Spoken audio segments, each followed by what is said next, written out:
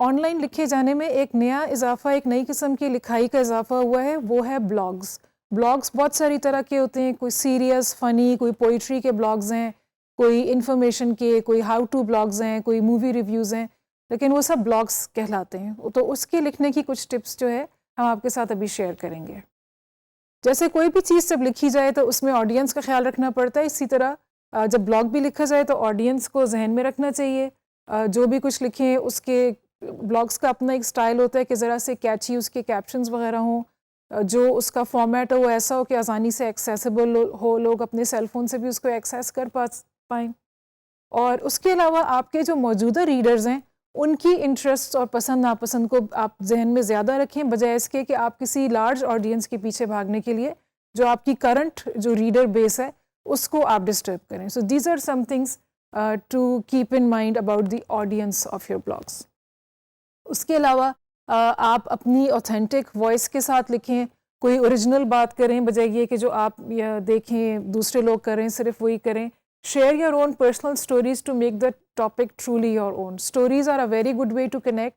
Information लोगों को कहीं से मिल भी जाती है, लेकिन जो आप अपनी स्टोरी या अपना छोटा सा कोई इंसिडेंट बता सकते हैं, that will make the point that you are making interesting. आपकी बात में वजन आएगा उससे अगर आप कोई अपनी स्टोरी साथ में बताएंगे। और ये एक और चीज़ ये है कि ब्लॉग्स में दूसरे ब्लॉग्स भी साइट किए जाते हैं। अगर आप कोई यूनिक बात करेंगे, कोई एक बड़ा नीश सा आपका पर्सपेक्टिव होगा कि जैसे आप कहें कि पाकिस्तान में अगर कोई पढ़ा लिखा शख्स फार्म चलाता है तो उसकी क्या लाइफ हो सकती है, कैसी हो सकती है। तो अगर ऐसा कोई यूनिक पर्सपेक्टिव है तो उसके बारे में अगर आप लिखेंगे तो हो सकता है दूसरे लोग उसको साइट करें या उसको आपके ब्लॉग को कोट करें, तो इस तरह से आपकी ट्रैफिक बढ़ेगी and that will work very well for you. लेकिन इसका ये मतलब नहीं है कि आप कोई ट्राइड एंड टेस्टेड फॉर्मेट्स को यूज़ ना करें। ये जो कुछ जैसे हैं ये कि हाउ टू ब्लॉग्स होते हैं, how to win over people, how to start a conversation in a party where you don't know anyone, इनको क्लिक्स मिलते हैं। इसके अलावा 10 वेज वाला एक बहुत पॉपुलर है, 10 ways to settle in a new city, या कोई इस तरह की चीज़ें अगर हैं तो वो उसमें लोगों का इंटरेस्ट होता है कि हम देखें कि 10 वेज या 5 वेज क्या हैं। तो ये नया नहीं है, this is not a new और unique format, but it's a tried and tested one. तो कुछ चीज़ें ट्राइड एंड टेस्टेड भी उसको भी साथ लेके चलने में कोई हर्ज नहीं है, लेकिन आपकी वॉइस अपनी ओरिजिनल होनी चाहिए। टॉपिक हो सकता है आपको शुरू आपने किया हो, आपको 2-4 चीज़ों के बारे में बहुत स्ट्रांगली फील करते हो और आप उसके बारे में लिख लें और आप कहें कि हाँ अच्छा ये हो गया। अब अगली बार आपको जब टॉपिक कोई सोचना है तो आपके जो वो बहुत सी स्टोरीज जो आपके दिल में थी वो आप कह चुके हैं और अब आपको कोई आइडियाज़ नहीं आ रहे। तो टॉपिक तो आपको सोचना है और एक रेगुलर आपने ट्रैफिक रखनी है और एक रेगुलर आपने इनपुट अपने ब्लॉग के ऊपर डालनी है। तो आप उसको लिए क्या कर सकते हैं, तो उसके लिए भी इंटरनेट पे हेल्प मौजूद है। ये हबस्पॉट के ऊपर जैसे कि अगर आप अपने मर्ज़ी के 3 नाउन्स डालें तो उससे वो आपको कुछ टॉपिक्स जनरेट करके दे सकता है। हो सकता है उसमें से ही कोई टॉपिक आप यूज़ कर लें, हो सकता है उन टॉपिक्स को देख के आपके जहन में कोई ख्याल आए कि अच्छा इसको मैं थोड़ा सा और इम्प्रूव करके इस तरह से मैं अपने लिए टॉपिक बना सकती हूँ। So these are good options कि टॉपिक सेलेक्ट करने की आपको हेल्प मिल जाती है। एंड पे आप नहीं खुद सेलेक्ट करना, लेकिन इसमें थोड़ी सी आपको हेल्प मिल सकती है। सो हबस्पॉट एक तरीका है उसका। उसके अलावा है बिल्ट विजिबल। ये गूगल के ऊपर देखते हैं कि कौन सी चीज़ें ट्रेंड कर रही हैं, यानी कि कौन से टॉपिक्स जो हैं वो पॉपुलर हैं और उसके मुताबिक आपको सजेशंस देते हैं। रिसर्च जो है, कोई कुछ भी लिखने बैठें उसके लिए आपको रिसर्च करनी ज़रूरी है। कोशिश करें रिलायबल सोर्सेज देखें।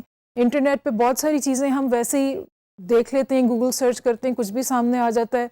तो उसके लिए कोई आप बेहतर और रिलायबल लिंक्स को देखें और सिर्फ उस पर रिलाई ना करें। इंटरनेट के ऊपर लोगों से बात करें, किताबें अगर कोई आपका एक्सेस है उस टॉपिक के ऊपर या किसी लाइब्रेरी का या जो एक्सपर्ट्स हैं उनके पास अगर कोई रिटन मवाद है, कोई रिपोर्ट्स हैं उस टॉपिक पे, तो उसको आप ज़रूर देखें, because that will add weight to what you are saying और आपको कॉन्फिडेंस भी ज़्यादा आएगा।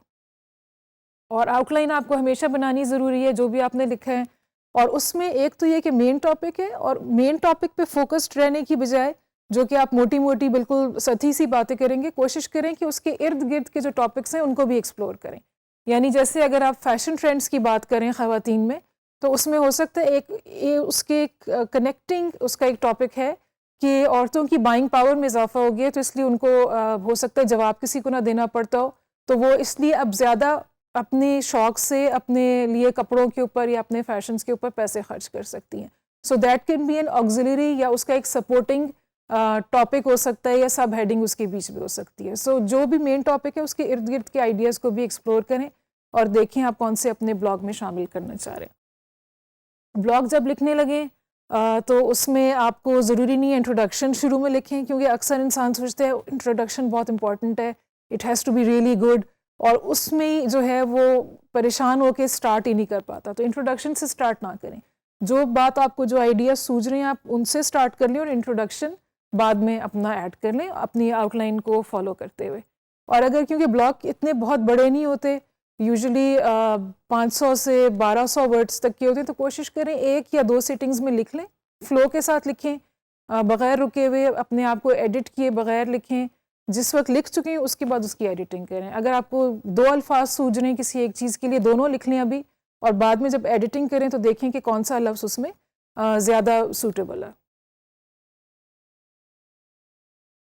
उसके अलावा उसमें कोई वैल्यू एडिशन दें, कोई उनको ऐसी बात दें जो लोग अपने साथ लेके जा सकें, कोई यूनिक चीज़ हो, या कोई अलग से एक आप उस पर लिंक डाल दें कि या कोई अटैचमेंट डाल दें कि ये एक और इजाफी मालूमात हैं, ये आप इसमें से हासिल कर सकते हैं. तो उससे जो है व्यूअरशिप ज़्यादा आपकी बढ़ेगी और लोग इंटरेस्ट लेंगे, उनको लगेगा कि ये तो इसने हमें एक चीज़ के अंदर 2 चीज़ें दे दी हैं. कोई आप उसमें रिकमेंडेशंस दें कि और कौन सी रिसोर्सेज हैं जो आप देख सकते हैं. जैसे हमने कहा कि आप अपने ब्लॉग को भी स्टैंडर्ड पे लेके जाएं कि दूसरे लोग साइट करें, इसी तरह आप भी दूसरों के ब्लॉग्स को या आर्टिकल्स को या किसी और वेबसाइट वगैरह को साइट कर सकते हैं. इंट्रोडक्शन करने के डिफरेंट तरीके हो सकते हैं. आप किसी कोटेशन से, किसी शेर के साथ स्टार्ट कर सकते हैं, किसी छोटे से इंसिडेंट के साथ स्टार्ट कर सकते हैं. कोई हो सकता है इमेज आप इस्तेमाल करें या कोई सवाल पूछें जिससे कि रीडर्स का इंटरेस्ट हो जाए. इसके अलावा जो एक टिपिकल क्लासिक जो इंट्रोडक्शन है जिसमें आप सेट करते हैं सीन को, उसके साथ भी आप जो है वो इंट्रोडक्शन को लिख सकते हैं. और लिखने के बाद आपने हमेशा उसको रिव्यू और एडिट करें. मेक श्योर कि कोई गलतियां ना हो, मेक श्योर कि कोई आपने क्लीशेज या कोई जो बात 1000 दफ़ा हो चुकी है और जिसके मानी अब कोई नहीं रह गया, वो अगर लिखी है तो उनको हटा के, और जैसे शुरू में कहा था कि अपनी वॉइस यूज़ करने की कोशिश करें, अपनी ऑथेंटिक मिसालें दें, बजाय इसके कि वो बातें जो 1000 दफ़ा हो चुकी हैं, जैसे कि बहादुरी के लिए शेर की मिसाल दी जाए, आप अपनी मिसालें कोई और ख़ुद से सोच के और वो देने की कोशिश करें. ये एक मिसाल है क्लीशे की. इसके अलावा और भी बहुत सारी तरह के हो सकते हैं. तो उसको क्रिस्प रखें, फालतू कोई रेपिटिशंस हैं, कोई बात दोबारा की गई उसको हटा के और उसको मुख्तसर करके, या अगर लंबा है तो उसमें कोई नई बात हो इसलिए लंबा हो, इसलिए नहीं कि दोहराई हो रही हो एक ही चीज़ की. So these are some things to keep in mind. और ये कोई भी चीज़ जब आप एडिट करेंगे तो उसके लिए ये सेम ही रूल्स अप्लाई करते हैं. ब्लॉग्स की रीडरशिप, क्योंकि सब लोग बराबर के पढ़े लिखे नहीं, उसमें स्टूडेंट्स भी हैं और अटेंशन स्पैन भी कम है. कई दफ़ा लोग ऑन द गो देख रहे हैं, कहीं बैठे हैं और ब्रेक है बीच में किसी काम के, तो वो जो है उसको अपने इंटरनेट के ऊपर ब्लॉग देख रहे हैं, तो उसमें वो बहुत मुश्किल और हैवी चीज़ें शायद पढ़ने में इंटरेस्टेड ना हो. तो उसमें इमेजेस का इस्तेमाल जो है वो उस लोगों का इंटरेस्ट क्रिएट करता है और लोगों का इंटरेस्ट होल्ड करता है, क्योंकि उसके चक्कर में वो तस्वीर को देखते हैं, तस्वीर में इंटरेस्ट होता है तो वो उसके नीचे देख लेते हैं कि तस्वीर के बारे में क्या लिखा हुआ है या ये टॉपिक क्या है. तो उससे एटलीस्ट उनको पढ़े बगैर मौजू का आइडिया हो जाता है. तो इमेजेस ज़रूर ऐड करें, कोशिश करें अपनी फ़ोटो लाइब्रेरी बनाएं, और जो है कोई चीज़ रेलेवेंट है तो उसकी पिक्चर डालें. अगर बहुत रेलेवेंट नहीं भी है, एक पॉइंट ऑफ इंटरेस्ट के तौर पे या एक मूड क्रिएट करने के लिए भी आप उसको डाल सकते हैं. और जिफ्स जो हैं, जो आपने देखी होंगी, जो कि इमेजेस होती हैं जिसमें एक ही एक्शन रिपीट हो रहा होता है, वो अगर आप मज़ाहिया कोई चीज़ लिख रहे हैं या कोई ड्रामेटिक बात है, एक्सप्रेशंस उसमें ज़्यादातर दिखाए होते हैं, तो उसके लिए आप वो भी यूज़ कर सकते हो.